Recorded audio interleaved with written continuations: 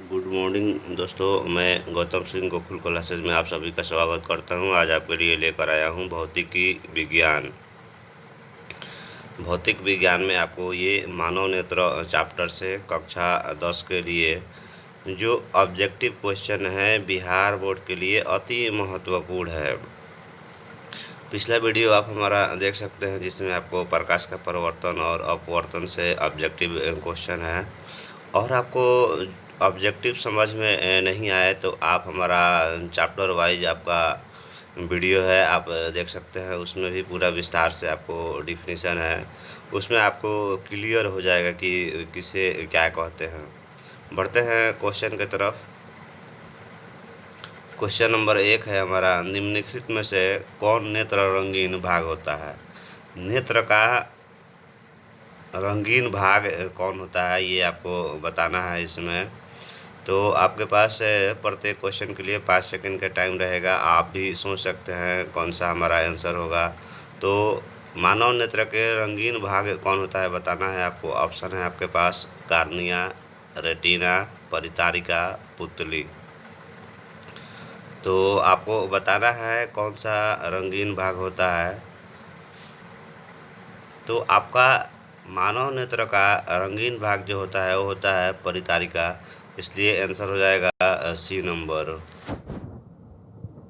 बढ़ते हैं next question की तरफ। नेक्स्ट क्वेश्चन है हमारा, प्रकाश की किस घटना के कारण सूर्य हमें वास्तविक सूर्योदय से लगभग 2 मिनट दिखाई देने लगता है। प्रकाश की किस घटना के कारण सूर्य हमें वास्तविक सूर्योदय से लगभग 2 मिनट पूर्व दिखाई देने लगता है, ये आपको बताना है। किसके कारण दिखाई देने लगता है? परिवर्तन के कारण, वायुमंडलीय अपवर्तन के कारण, या प्रकीर्णन के कारण, या वायुमंडलीय अपवर्तन या प्रकीर्णन दोनों के कारण। आपको बताना है। 5 सेकंड का टाइम आपके पास है सोचने के लिए। तो देखिए, वायुमंडलीय अपवर्तन के कारण जो है सूर्य हमें वास्तविक सूर्योदय से लगभग 2 मिनट पहले दिखाई देने लगता है, इसलिए आंसर हो जाएगा बी नंबर। बढ़ते हैं नेक्स्ट क्वेश्चन की तरफ। नेक्स्ट क्वेश्चन है हमारा, किस रंग का विचलन न्यूनतम होता है। किस रंग का विचलन न्यूनतम होता है? आपके पास ऑप्शन है लाल, पीला, नीला, बैगनी। तो देखिए किसका न्यूनतम होता है, तो लाल रंग का न्यूनतम होता है, इसलिए आंसर हो जाएगा हमारा ये नंबर। बढ़ते हैं नेक्स्ट क्वेश्चन की तरफ। नेक्स्ट क्वेश्चन है हमारा, किस वर्ण में रंग का तरंगदैर्घ्य सबसे बड़ा होता है। सबसे बड़ा होता है ये आपको बताना है। आपको मानव नेत्र का जो डिफिनीशन जिसमें हम पूरा विस्तार से बताएं आपको, उसमें भी बताएंगे सबसे बड़ा लाल होता है और सबसे कम जो है बैगनी का होता है। तो आपको इसमें आंसर हो जाएगा लाल। लाल रंग का तरंगदैर्घ्य सबसे बड़ा होता है और कम जो है बैगनी का होता है। बढ़ते हैं नेक्स्ट क्वेश्चन की तरफ। देखिए, किस अंतरिक्ष यात्री को आकाश कैसा प्रतीत होता है। किसी भी अंतरिक्ष यात्री को आकाश कैसा प्रतीत होता है ये आपको बताना है। काला, नीला, लाल, इनमें से कोई नहीं। देखिए, अंतरिक्ष यात्री को काला प्रतीत होता है, इसलिए आंसर हो जाएगा आपको ए नंबर। बढ़ते हैं नेक्स्ट क्वेश्चन की तरफ। नेक्स्ट क्वेश्चन है हमारा, तरंगदैर्घ्य को समानता व्यक्त किया जाता है। तरंगदैर्घ्य को समानता यानी बराबर व्यक्त किया जाता है कब? जब कैंडेला के रूप में हो, जूल के रूप में हो, एम्पियर के रूप में हो, एंगस्ट्रॉम के रूप में हो। तो आपको ऑप्शन है 4, इसमें से बताना है आपको। तो आपके पास 5 सेकंड का टाइम है। तो देखिए, तरंगदैर्घ्य को समानता व्यक्त किया जाता है एंगस्ट्रॉम के रूप में, इसलिए आंसर हो जाएगा आपको डी नंबर। बढ़ते हैं नेक्स्ट क्वेश्चन की तरफ। नेक्स्ट क्वेश्चन है हमारा, वायुमंडल में प्रकाश का कौन सा रंग अधिक प्रकीर्णन करता है। वायुमंडल में प्रकाश का कौन सा रंग अधिक प्रकीर्णन करता है, लाल, नीला, पीला या नारंगी। देखिए, वायुमंडल में प्रकाश का कौन सा रंग अधिक प्रकीर्णन करता है, तो सबसे अधिक रंग जो प्रकीर्णन करता है नीला करता है, इसलिए आंसर हो जाएगा आपको बी नंबर। बढ़ते हैं नेक्स्ट क्वेश्चन की तरफ। नेक्स्ट क्वेश्चन है हमारा, नेत्र में प्रवेश करने वाली प्रकाश किरणों का अधिकांश अपवर्तन कहा जाता है।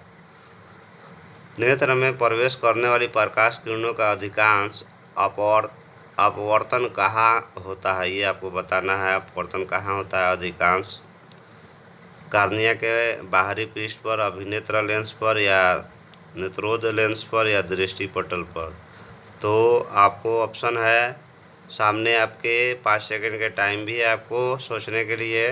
तो देखिए, कार्निया के बाहर पृष्ठ पर अपवर्तन होता है, इसलिए आंसर हो जाएगा ए नंबर। बढ़ते हैं नेक्स्ट क्वेश्चन की तरफ। नेक्स्ट क्वेश्चन है हमारा, कांच का अपवर्तनांक किस वर्ण के लिए अधिकतम है? कांच का अपवर्तनांक किस वर्ण के लिए अधिकतम है, आपको बताना है। लाल, पीला, बैंगनी या आसमानी। तो अपवर्तनांक किस वर्ण के लिए अधिकतम है? तो बैंगनी के लिए है, इसलिए आंसर हो जाएगा सी नंबर। बढ़ते हैं नेक्स्ट क्वेश्चन की तरफ। नेक्स्ट क्वेश्चन है हमारा, कांच का अपवर्तनांक किस वर्ण के लिए न्यूनतम है? किस वर्ण के लिए न्यूनतम है बताना है आपको। बैंगनी, लाल, पीला, हरा। तो किस वर्ण के लिए न्यूनतम है? तो लाल रंग के लिए न्यूनतम है, इसलिए आंसर हो जाएगा बी नंबर। बढ़ते हैं नेक्स्ट क्वेश्चन की तरफ। नेक्स्ट क्वेश्चन है हमारा, लाल गुलाब को हरे प्रकाश में देखा जाए तो कैसा प्रतीत होगा बताना है। लाल गुलाब को हरे प्रकाश में देखा जाए तो कैसे प्रतीत होगा? पीला, बैंगनी, काला या नीला। लाल गुलाब को हरे प्रकाश में देखने पर काला प्रतीत होता है, इसलिए आंसर हो जाएगा आपका सी नंबर। बढ़ते हैं नेक्स्ट क्वेश्चन की तरफ। नेक्स्ट क्वेश्चन है हमारा, प्रकाश के प्राथमिक वर्ण कौन है? प्रकाश के प्राथमिक वर्ण कौन है? लाल, नीला, हरा या ए बी सी तीनों। देखिए, आपको पिछले वीडियो में मैं बता चुका हूँ मानव नेत्र के कि प्रकाश के प्राथमिक वर्ण यानी प्राथमिक रंग जो होते हैं लाल, नीला, हरा होते हैं,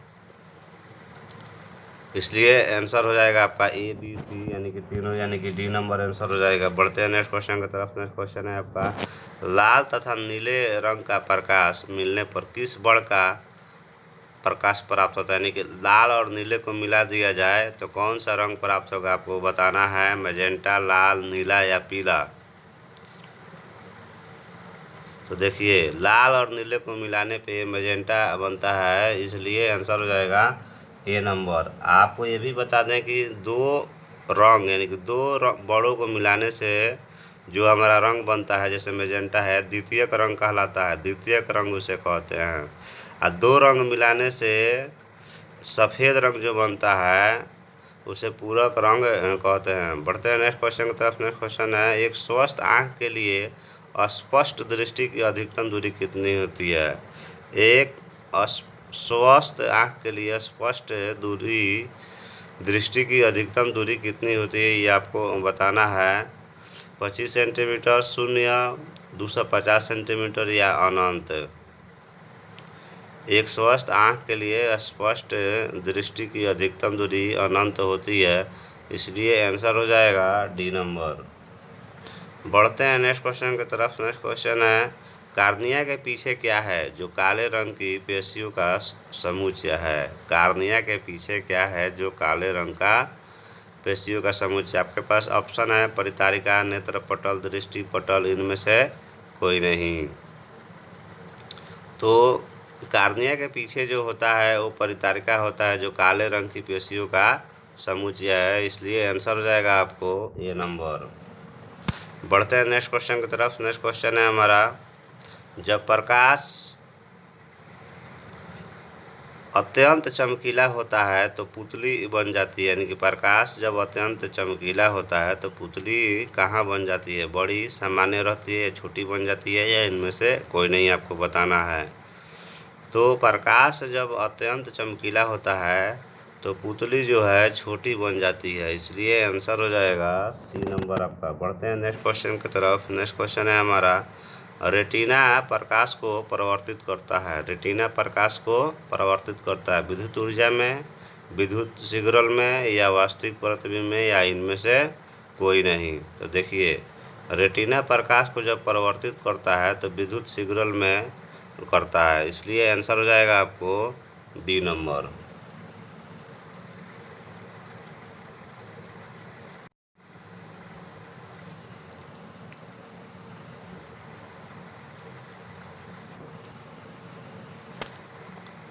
बढ़ते हैं नेक्स्ट क्वेश्चन की तरफ। नेक्स्ट क्वेश्चन हमारा, नेत्र दान करने वाले व्यक्ति की आयु सीमा क्या होनी चाहिए?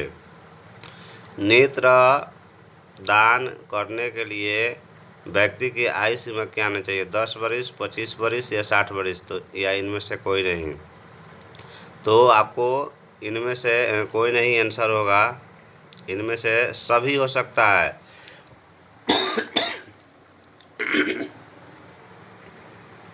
सॉरी दोस्तों, आपको डिस्टर्ब हो गया, सर्दी जुकाम हुआ था।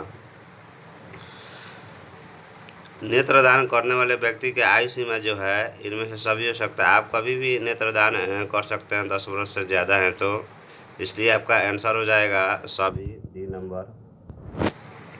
बढ़ते हैं नेक्स्ट क्वेश्चन की तरफ। नेक्स्ट क्वेश्चन हमारा, इनमें से कौन व्यक्ति नेत्रदान कर सकता है?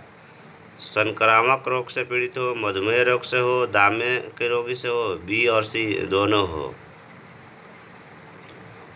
इनमें से कौन व्यक्ति नेत्रदान कर सकता है? तो देखिए, आपको इनमें से जो व्यक्ति दान करने वाला है, मधुमेह का रोगी और दमे का रोगी, ये दोनों जो है नेत्रदान कर सकते हैं, इसलिए आंसर हो जाएगा हमारा डी नंबर। बढ़ते हैं नेक्स्ट क्वेश्चन की तरफ। नेक्स्ट क्वेश्चन है हमारा, विकासशील देशों में कितने करोड़ दृष्टिहीन हैं? विकासशील देशों में कितने करोड़ दृष्टिहीन हैं? 4 करोड़, 5 करोड़, 3.5 करोड़ या 10 करोड़? तो आपको 3.5 करोड़ जो है दृष्टिहीन है, इसलिए आंसर हो जाएगा आपका सी नंबर। बढ़ते हैं नेक्स्ट क्वेश्चन की तरफ। नेक्स्ट क्वेश्चन है हमारा, मानव नेत्र में किस प्रकार का लेंस पाया जाता है? मानव नेत्र में किस प्रकार का लेंस पाया जाता है? उत्तल, अवतल, वलयाकार या इनमें से कोई नहीं? तो मानव नेत्र में जो लेंस पाया जाता है आपको, वो है उत्तल लेंस, यानी कि ये नंबर। बढ़ते हैं नेक्स्ट क्वेश्चन की तरफ। नेक्स्ट क्वेश्चन है हमारा, मानव यदि अभिनेत्र लेंस की फोकस दूरी में परिवर्तन किया जाए, अभिनेत्र लेंस की फोकस दूरी परिवर्तन किया जाए तो पुतली द्वारा, दृष्टिपटल द्वारा या पश्चिमाभि द्वारा या परितारिका द्वारा, किसके द्वारा आपको फोकस दूरी में परिवर्तन किया जाता है, बताना है आपको।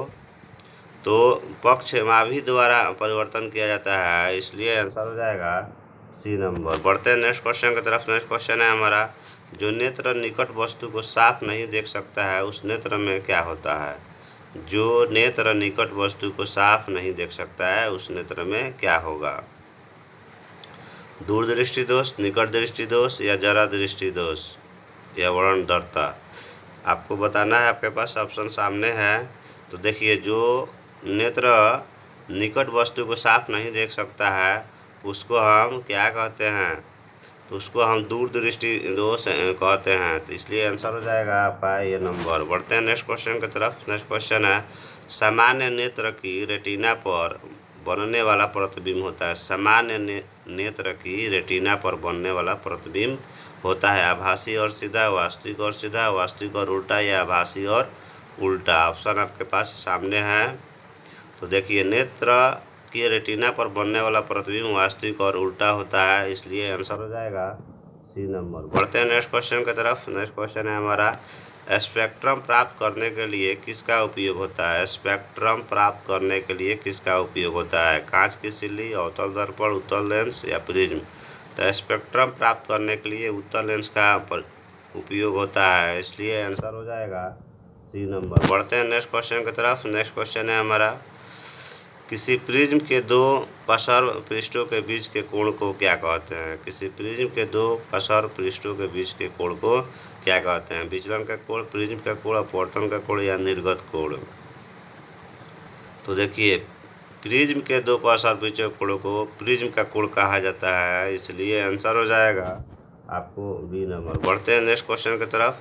हमारा नेक्स्ट क्वेश्चन है, उदय और अस्त होते समय सूर्य दिखाई देता है पीला, लाल, नीला या हर काला? देखिए, सूर्य उदय और अस्त होने में लाल दिखाई देता है, इसलिए आंसर हो जाएगा डी नंबर। बढ़ते हैं नेक्स्ट क्वेश्चन की तरफ। नेक्स्ट क्वेश्चन है हमारा, कांच प्रिज्म द्वारा उत्पन्न श्वेत प्रकाश के स्पेक्ट्रम में किस रंग के किरण का झुकाव अधिक है? कांच प्रिज्म द्वारा उत्पन्न श्वेत प्रकाश के स्पेक्ट्रम में किस रंग का किरण का झुकाव अधिक है, लाल, हरा, पीला या बैंगनी? तो देखिए बैंगनी रंग का स्पेक्ट्रम में रंग की किरण जो है झुकाव अधिक होता है, इसलिए आंसर हो जाएगा आपको डी नंबर। बढ़ते हैं नेक्स्ट क्वेश्चन की तरफ। नेक्स्ट क्वेश्चन है हमारा, वास्तविक सूर्यास्त या आभासी सूर्यास्त के बीच लगभग कितने समय का अंतर होता है? आपको बताना है वास्तविक और आभासी सूर्यास्त के बीच कितने समय का अंतर होता है। तो देखिए 1 मिनट, 2 मिनट, 3 मिनट या 4 मिनट। तो 2 मिनट का अंतर होता है, इसलिए आंसर हो जाएगा बी नंबर। बढ़ते हैं नेक्स्ट क्वेश्चन की तरफ। नेक्स्ट क्वेश्चन है हमारा, स्पेक्ट्रम के किस बड़ का झुकाव न्यूनतम है? स्पेक्ट्रम के किस बड़ का झुकाव न्यूनतम है? नीला, आसमानी, पीला या लाल? तो स्पेक्ट्रम के बड़ का झुकाव न्यूनतम जो है लाल रंग का होता है, इसलिए हो जाएगा हमारा आंसर